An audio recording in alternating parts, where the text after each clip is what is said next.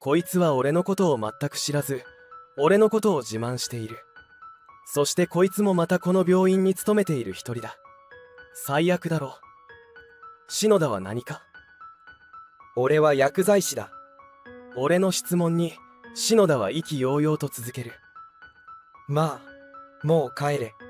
この病院は優秀な人間とセレブ専用の病院なんだ。貧乏人じゃ金払えねえだろ。それに中卒貧乏が治る薬はここにはないからな。俺は矢吹正人。小学校を卒業するまで大きな手術を何度も経験している。同年代にこんな経験をしたやつはそう多くはないだろう。少なくとも俺は現在に至るまで一度も同じ経験をした人間を見たことがない。それほどまでに俺が置かれた状況は耐え難いものだった。目が覚めれば病院の天井を見上げて過ごす。一体いつまでこんな生活が続くのかと悲観的になったものだ。同時に俺はこのまま死んでいくのは嫌だ。俺も他の子のように生きていたいと強く願い続けもした。そして俺は強い意志を持って病気に打ち勝つことができた。入院、手術、投薬治療の副作用。正直あの頃はトラウマのような記憶ばかりである。それでも俺は俺のことを必死で助けようとしてくれた担当医や看護師さんのおかげで生き延びることができたのだと思う。この経験を経て俺は医者という職業に強い関心を抱くようになった。人の命を救う職業、まだ小さかった頃の俺から見ても素晴らしく輝いて見えたんだ。心配はない。大丈夫だからね。そんな風に言ってくれる担当医の姿は本当に頼もしかったし、安心した。そのことは今でもはっきりと覚えている。俺も医者になりたい。俺のその気持ちは医者とはどういうものかということを知れば知るほど強くなった。次第に興味から憧れへと変化していった。やがて中学校に進んだ俺は医学部に入るために寝る間を惜しんで勉強し、常に高い成績を維持し続けたのである。医者になりたい。中学生の自分がその夢のために当時できることはただひたすら勉強し優秀な成績を残すことだけだ。他に選択肢なんて一つも浮かばない。なんだよあいつ。勉強ばっかりしてんじゃん。つまらん人生をつって感じ。クラスメートたちはそんな風に俺を評した。正直そういう風に言われても仕方なかったと思う。当時の俺は勉強に打ち込んでいたのだから。だけどどれだけ勉強に勤しんでも俺の家庭は経済的に逼迫していた。俺の治療費が原因で家計はいつも苦しく、医学部どころか高校進学さえ危うい状況だった。医者になれないどころか俺は最低限のスタートラインにすら立てない。その事実はどこまでも俺について回った。あなたの夢を叶えてあげたい。でも高い学費を払うことはできない。本当にごめんね。母親にそう告げられた俺は目の前が真っ暗になった。今までやってきたことの全てが否定されたような気がしたからだ。だけど俺だって現実が見えていないほど子供じゃない。両親は俺のために多額のお金を使ってくれたんだ。わがままなんて言える立場ではない。分かっていたけど俺は勉強に打ち込むことで現実から目を背けていた。貧困に苦しむ俺は周囲から侮辱されたり嫌がらせを受けることも多かった。その主犯格は篠田だ。篠田は俺をあえて探し出し、いつも罵声を浴びせてきた。よ、貧乏人。お前、ちゃんと風呂入ってる？汚え服だな。おい、それ以上近寄るなよ。ボンビーが感染するからな。彼はありとあらゆる罵詈雑言を俺に浴びせてきた。ただ貧乏というだけで徹底的に侮辱されたのである。そして卒業の季節がやってきた。篠田やその取り巻き連中は当然のように高校へ進学した。だが俺は家の経済状況が原因で進学できなかった。だけど医者になる夢は捨てられない。どうしても諦められなかった俺は働きながら高卒認定の試験を受けた。そして努力の甲斐もあり、俺は高卒認定試験に無事合格したのだが、大学進学へ向けた勉強は予想以上に困難を極めたのである。フルタイムで働いた後、夜や早朝に試験勉強をする。医者になるという夢を諦められない以上、やれることを全力でやるしかない。テキストを開くと、そこには意味不明な文字の羅列で埋め尽くされている。同じ日本語のはずなのに、何が書いてあるのかまるでわからない。それを質問できる相手はいない。時間は刻一刻と過ぎていった。そんなある日のことだ。中学時代の恩師である山下先生と再会した。仕事の帰り道、ショッピングモールの書店で立ち読みしていると、声をかけられた。仕事は順調ですか？はい。そうですか。ちょっと時間はありますか？少しお話ししましょうか。俺たちはモール内のカフェへ向かった。そして俺は席を切ったように今の思いをぶちまけてしまった。今思えば、先生は俺の状況を察していたんだと思う。卒業生の一人でしかない俺を心配してくれ、話を聞いてくれた。なるほど。君は今、自分のことを情けないと思っているのですか？はい。仕事と勉強を両立できない自分を責めていると。おっしゃる通りです。わかりました。私が勉強を見ましょう。これからは二人で頑張りましょうね。思いがけない言葉だった。いいんですか？もちろんです。ありがとうございます。本当に、ありがとうございます。語彙力のない俺は、感謝をありがとうという言葉でしか伝えられなかった。何度も頭を下げてお礼を言う俺を、山下先生は優しく見守ってくれた。そして山下先生は、休みの日やプライベート時間を使って、俺を全力でサポートしてくれたんだ。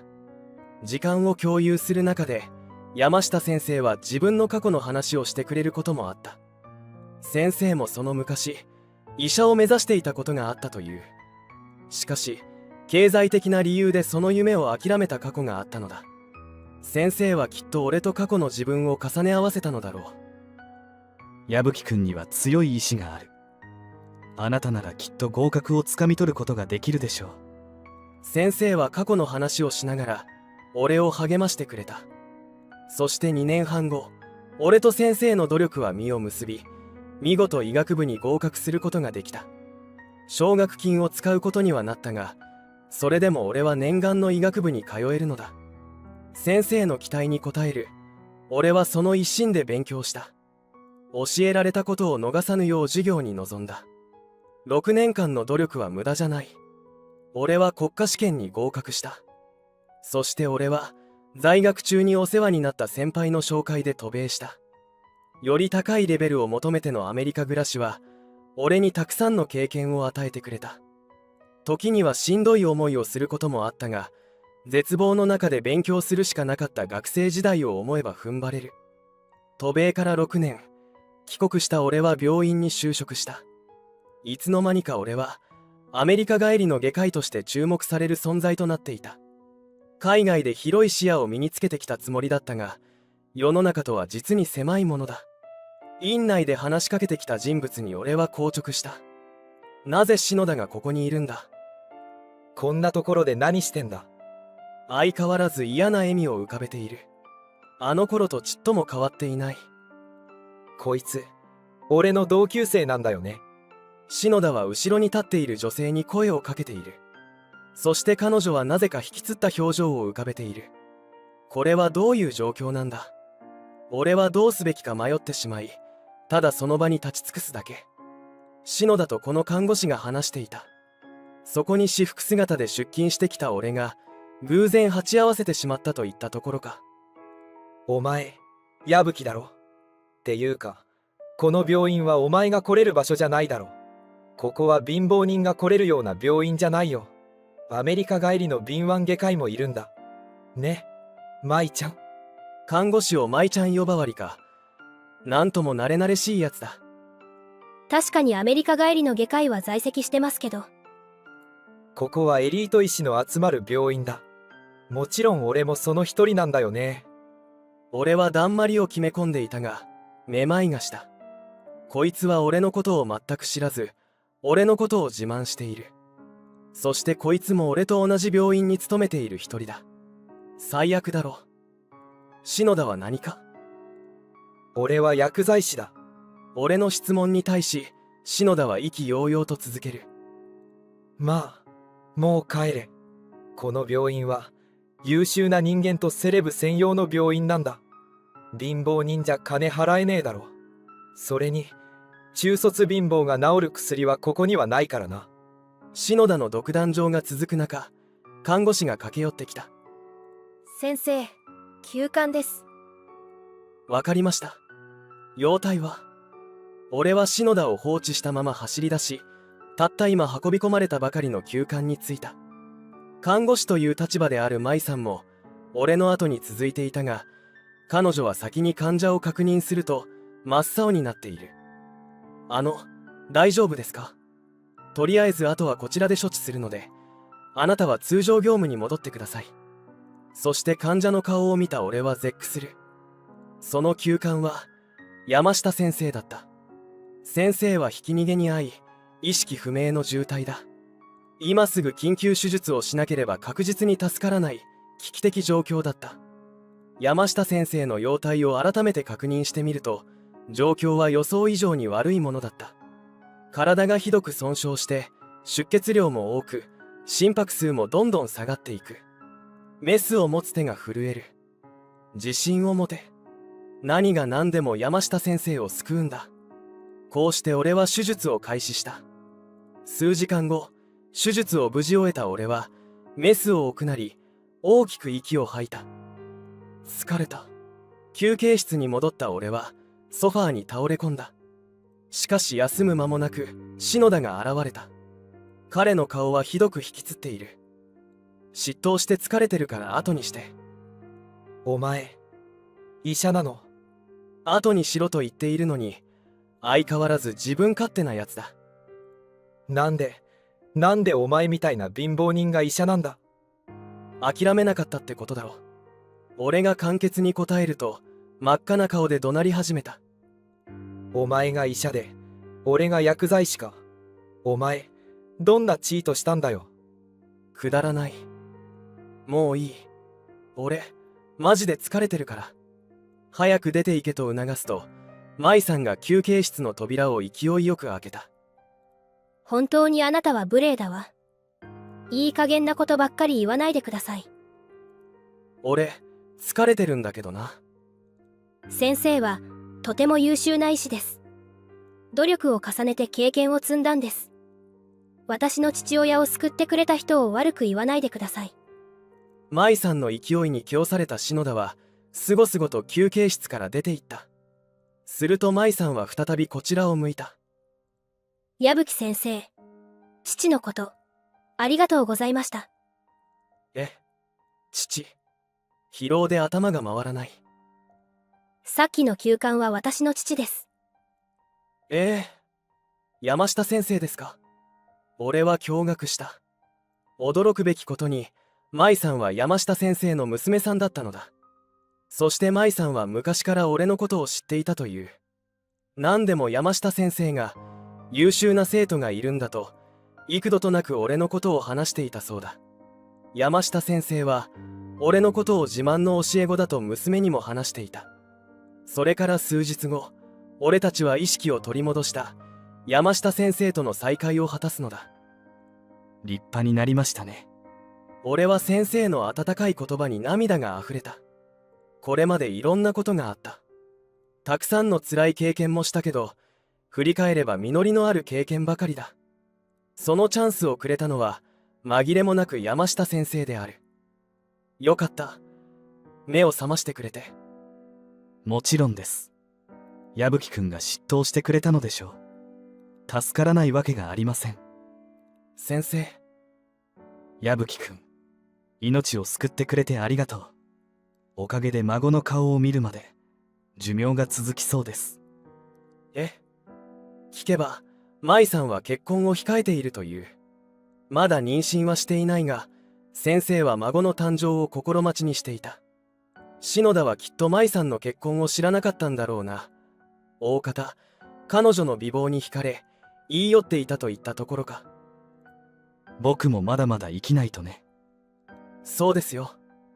手術は無事に終わりましたから、早く回復できるようにしっかり療養しましょう。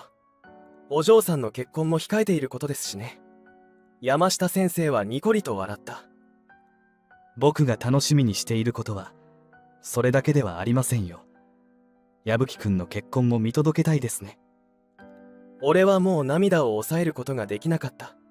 先生はどこまでも俺を気にかけてくれている。ただの生徒だった俺をだ。こういう人を人格者って言うんだろうな。矢吹くんは心に決めた方はいるんですか？はい、アメリカで研究を続けている人ですが、いずれ彼女も日本へ戻ってくる予定です。その時は結婚を申し込もうと思っています。そうですか。それは楽しみですね。僕もぜひ会いたいですね。もちろんです。この3ヶ月後、山下先生の怪我は完治し、笑顔で退院することができた。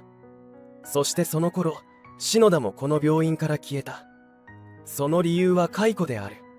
篠田は自分に自信があるがゆえに、これまで看護師や同僚、後輩に数々のセクハラを振りかざしていたという。我慢に我慢を重ねた後輩が総務に被害を訴えたことで、彼は処分を受けた。結局、あれから話すことはなかったが、彼は実に残念な人間だった。多くの人は大人になるにつれ、人として成長していくものだ。しかし、彼は何一つ変わっていなかった。その結果がクビを招いたのだ。まあ、有資格者ではあるし、食うには困らないだろう。このことを猛省し、人として成長してくれたらと思う。そんなことを思いはいるが、俺も完璧な人間ではない。学びに終わりはないから、日々の努力を忘れずに過ごしている。これからも多くの患者さんを救えるように。最後までご視聴ありがとうございます。もしよかったらチャンネル登録よろしくお願いします。では次の動画でお会いしましょう。ご視聴いただきありがとうございます。本日の物語はいかがでしたか？チャンネル登録よろしくお願いいたします。では次の物語でお会いしましょう。